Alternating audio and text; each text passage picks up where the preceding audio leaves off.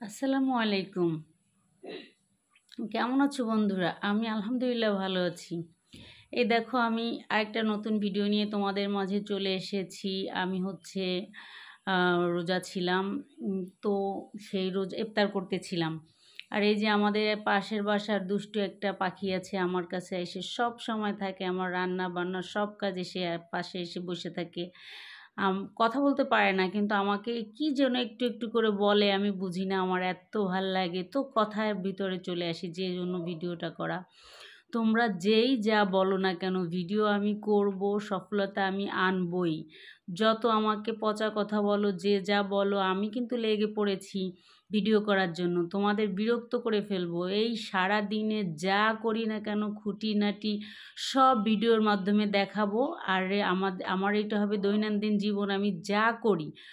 তোমরা যদি আমার এই ক্রিম আপার মতো প্রত্যেক দিন সারাদিন খালি বাজে বাজে কমেন্ট করো, তাতেও আমার কোনো আসে যায় না। আমি ভিডিও করব করব করব, ইনশাল্লাহ করব।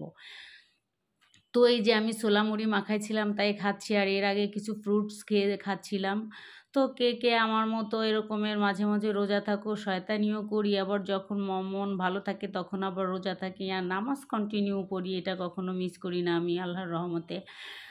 তো আমার ভিডিও দেখে যদি কারো ভালো লাগে তো হবে লাইক কমেন্ট শেয়ার করবে, আর ভালো না লাগলে আমাকে স্কিপ করবে, কোনো সমস্যা নেই। কিন্তু আমি এরকম কন্টিনিউ ভিডিও দিতে থাকবো।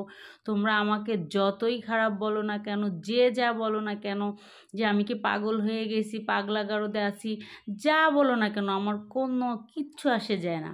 আমি এরকম প্রতিদিন ভিডিও ছাড়বো, আমি সারাদিন যা করি। তো সবাই আমার ভিডিও দেখবে, ভালো লাগলে লাইক কমেন্ট শেয়ার করবে।